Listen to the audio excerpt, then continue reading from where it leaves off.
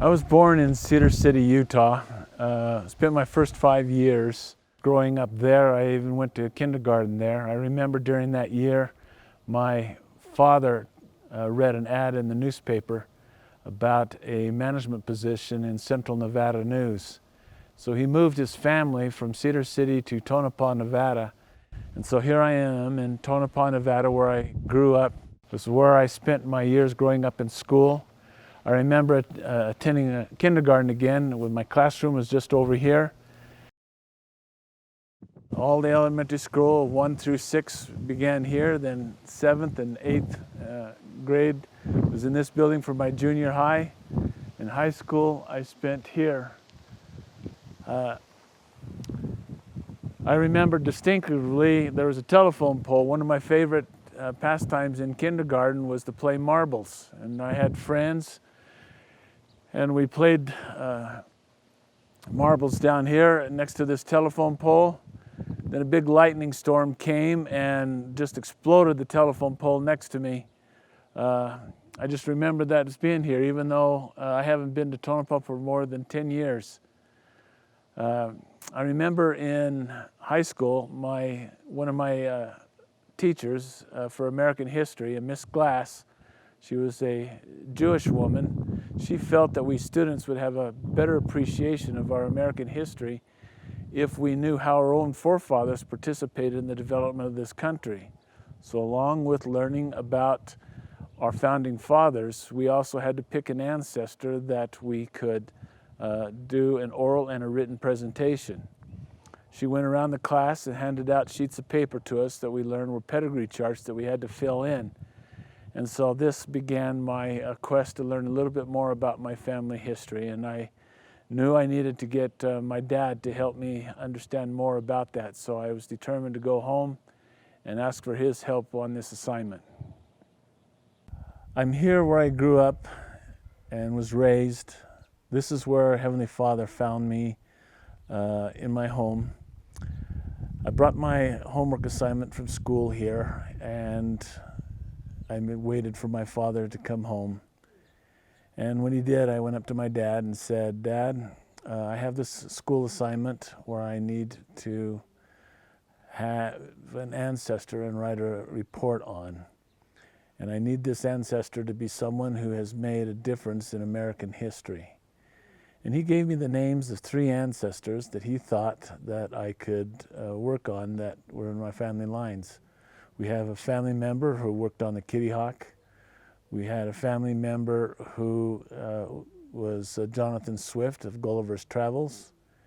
And then he mentioned this name of Joseph Smith, who was an ambiguous name that I never heard of before, and I asked him who he was. And he said, well, he's the founder of the Mormon Church. That didn't mean anything to me. Who are the Mormons? He says, well, those are the people that discovered the state of Utah. Well, that was American history. And so I said, I'll take him. So he told me to wait there, and this is my home where I was having this conversation with him. And he left the room and went into his bedroom, which is just right over here, and he pulled out this box. It was about so big and this deep. It contained artifacts that had been handed down from one generation to the next since Emma. And he brought it to me in the living room and handed it to me and said everything I would need to complete my homework assignment would be in that box. And so I was excited. I took the contents out and I found a packet of genealogy, and that was everything I needed to complete that pedigree chart that Miss Glass gave me. And then I also found a Bible and a Book of Mormon. I also found pictures of Lucy and Emma, and journals and other artifacts, and I was putting them all on the coffee table. And as I did so, the doorbell rang, and I went to answer it. And these are the 2 well-dressed gentlemen at the door who indicated that they had a message for the head of the household, and they represented the Church of Jesus Christ of Latter-day Saints. And the steps right here was where I greeted them. At the door, the missionaries introduced them, and I noticed that they both had the same first name of Elder. I brought them into my home and yelled for my dad to come, and while we were waiting for him to come into the room, the missionaries looked on the coffee table we were standing in front of, and they noticed the Bible, pictures of Emma and Lucy they recognized, the journals and the other artifacts, and they asked me what I was doing. And I said, I'm writing a report on some guy named Joseph Smith who started the Mormon Church. Well, there was so much enthusiasm that came from them. They gave me all 6 discussions in the next 10 minutes before my dad came. They were just really excited. I had learned later that these missionaries were assigned to come to this area from Fallon, Nevada, and they had they were just testing the area. There was no breakup. They were just recently assigned the area, coming down from Fallon, Nevada. We learned many years later a zone conference was held here in Tonopah. Tonopah is halfway between Las Vegas and Reno, and some missionaries asked this question of what would the mission be like in the smaller towns. And so they set up an experiment to send a pair of missionaries to Tonopah for 6 weeks and determine what kind of opportunities there would be for teaching anyone the gospel here. And so they came to cold knocking on doors, going from home to home. They came to our home, and then they noticed in the middle of the Nevada desert, somebody has a picture of Emma Smith and Lucy Mack, and wanting to know what was happening, and if we were even members of the church. And I had no knowledge of the church. I have never been raised in the church. I never even heard the name Mormon. The term LDS to me was just an acronym that I heard that had a reference to LSD. So I never knew of them, and my dad was the first that I've ever heard of the name Joseph Smith. And these were just very excited missionaries. And my dad came into the room at that point, and he explained that he was the second great-grandson of the prophet Joseph Smith. And so that would make me the third great-grandson of the prophet Joseph. And that I was working on a school assignment and doing this report. And the missionaries came up with this great idea that they thought that they would help me with my homework assignment by coming by on a regular basis and giving me these discussions. And my dad accepted. I remember right here in my bedroom, as the missionaries were leaving, I went into my bedroom to continue my homework assignment, and grabbing a paper and pen, I could hear on the steps as the missionaries were going down the steps, this is why.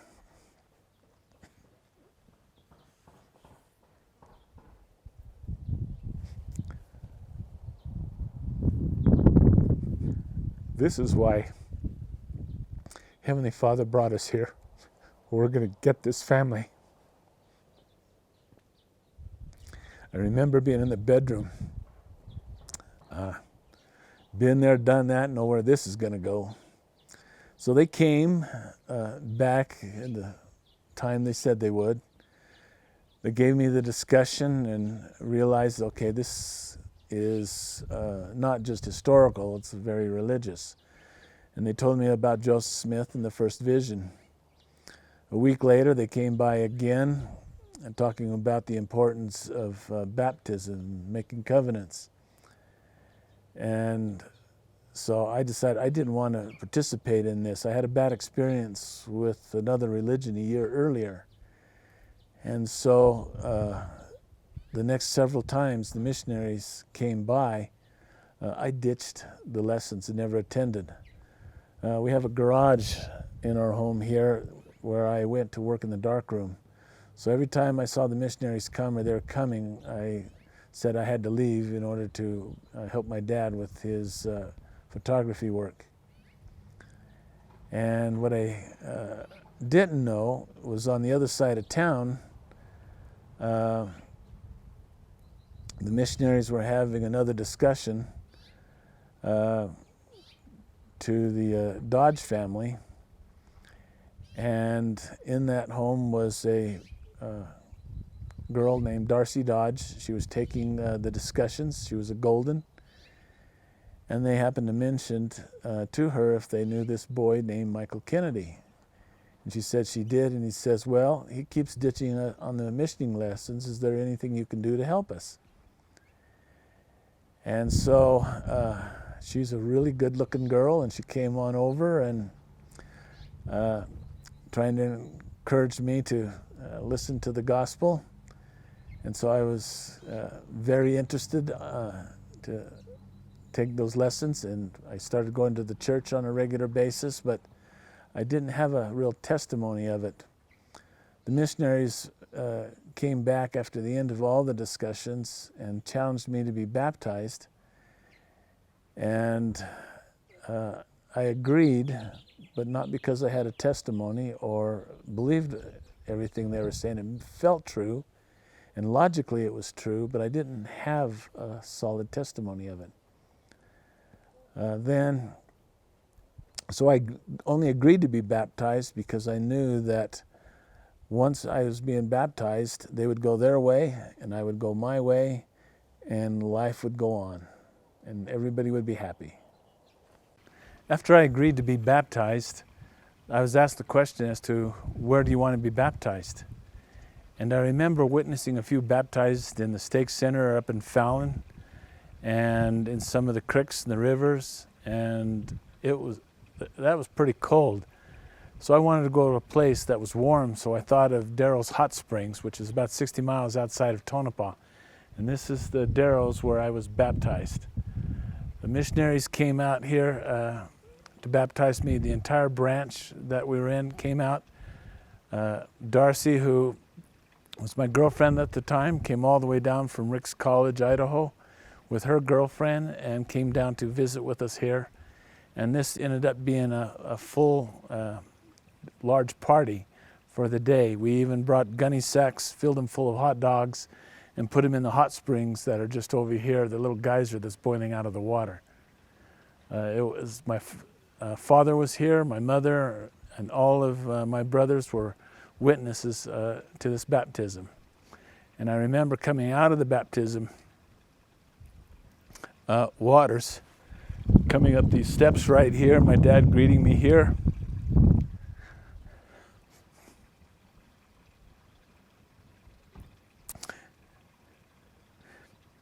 Dripping wet, giving me a big hug and telling me how proud he was of me. Even though he didn't join the church, he told me of all the religions he would join, this would be the correct one. I'm Darcy Dodge Kennedy, and I have lived here in Tonopah, Nevada since the time I was 5. I started living with my dad after the death of my mother.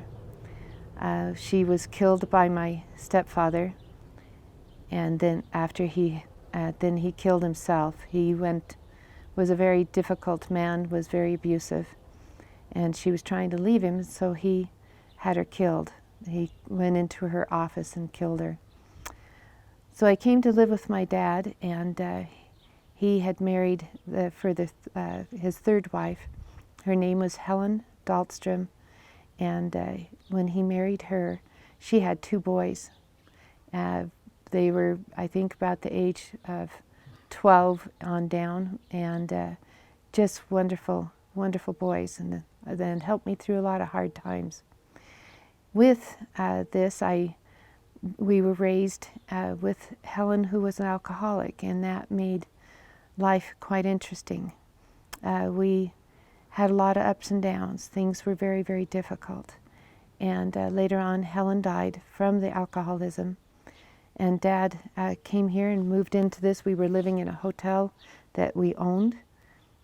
And in the hotel, we learned how to work hard and do a lot of things. And then Dad moved us here to a double-wide trailer, and he built up the bricks and these stairs and all this with the help of my brothers. And after, a period of time, he married a woman named Norma, and things were very difficult. She made me feel like I was lesser than everything. Anytime my name was said, I would cringe to hear my name. And Dad had no idea what was going on. And as this was going on, I got to the point where I just felt like, is life worth living? I just didn't know how to endure. And I finally felt like I was done. I went to school, and there at the high school there was a teacher named Mr. Franks, and he loved to get all the kids all riled up and talking about that he was an atheist, that there is no God. And as he was talking, he started saying that our lives here on this earth and our solar system is very much like the atoms, and that we would be probably living in top of a table somewhere.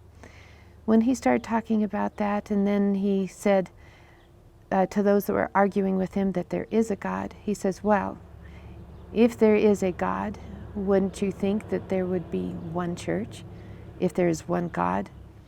This created a great amount of thought inside of me, because I was already searching, trying to find, if there was a reason to continue to live. Through Frank and Charlie, I had a solid belief in God. Didn't have any teachings behind it, but I watched them pray. I watched and went with them to the Catholic Church, and I really did feel good knowing that there is a God.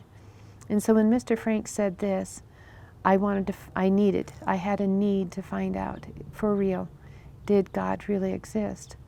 So I started attending any church, in every church that was here in Tonopah. I would go and study with them. I would go and talk to the pastors, and I would ask them the question, where did Adam and Eve come from?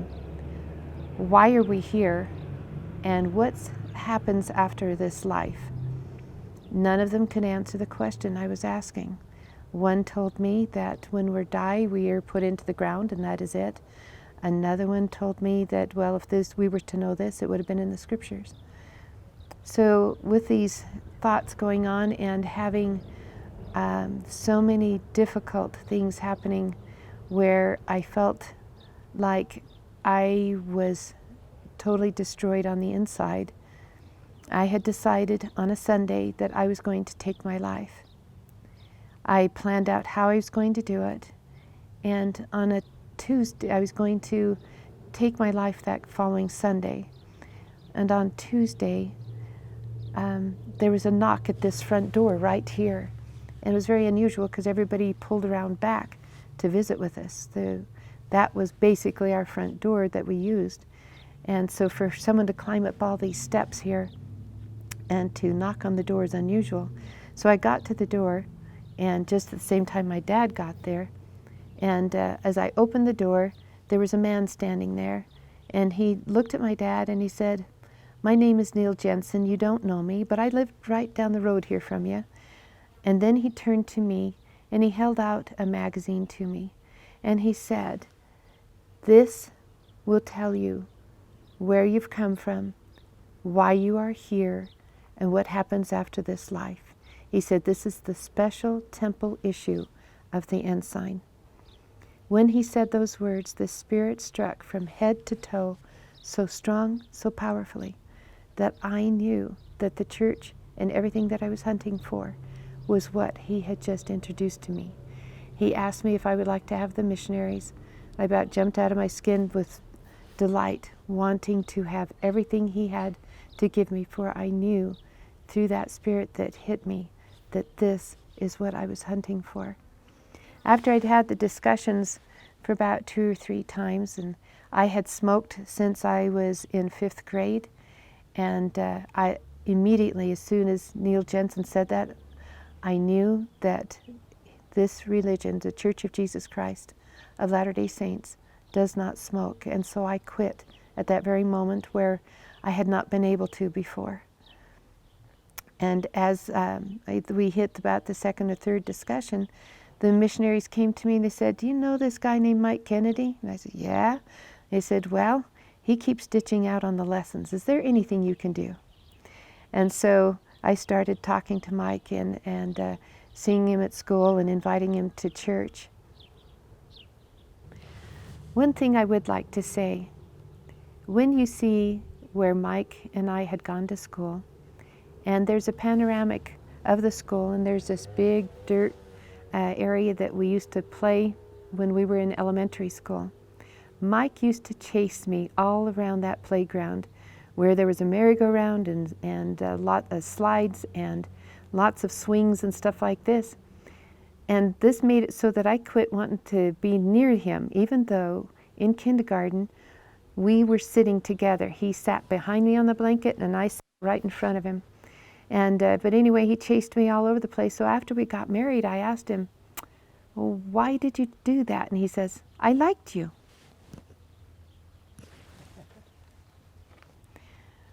So I was in kindergarten and with Mike, and when we had our kindergarten picture, I sat right in front of him on my blanket and he was behind me on his blanket. Well, when we graduated and we had our graduation picture of the whole class, I was standing in front of Mike and he was behind me as we graduated together. I was just thinking about when Jim Butler came here, what in the world made him stop here to start looking for gold? Silver. He was looking for. True. It was silver. He was silver. These are all silver mines that's here. What I'm thinking about is I can see my dad bringing my mother to Cedar City to meet his mom and say, "This is my new bride." Then he takes the job to come here, and they're going to start their life here. And I can't imagine where mom's coming over the ridge over there to come into the valley here where Tonopah is. And before she gets here, she cannot see that there is a town. All you see. Just desert. Yeah. Just sagebrush and desert. She comes into here and she sees all of this and says, "What have I got myself into?" And she's coming from where? Alabama. She lives in Alabama. She grows up in Panama. She's used to all the green and the lush and the tropics, and then this desert. What have I got myself into, right? No grass. You see any grass anywhere? Nope. Well, I know that there were ones that had grass, but the grass was very expensive. They just had a patch of it. It was like $500 a month to water it, and that was way back in the 70s. So. All the green out there is sagebrush. Snakes, lizards, hot sun and wind. And chipmunks. We had lots of chipmunks. Very good. That's what I give Gainer a few lessons. Gainer's actually been learning how to make it. You hear that? What's that? It's 12 noon. That was also the siren they ran when they were launching the nuclear warhead. Really? So every time they pulled the trigger on it, that was the signal to go to your China cabinets and hold everything before it detonated. And then within a minute after that, you would feel the ground rumble beneath you and you'd hear the big boom. That must have been freaky. You got used to it.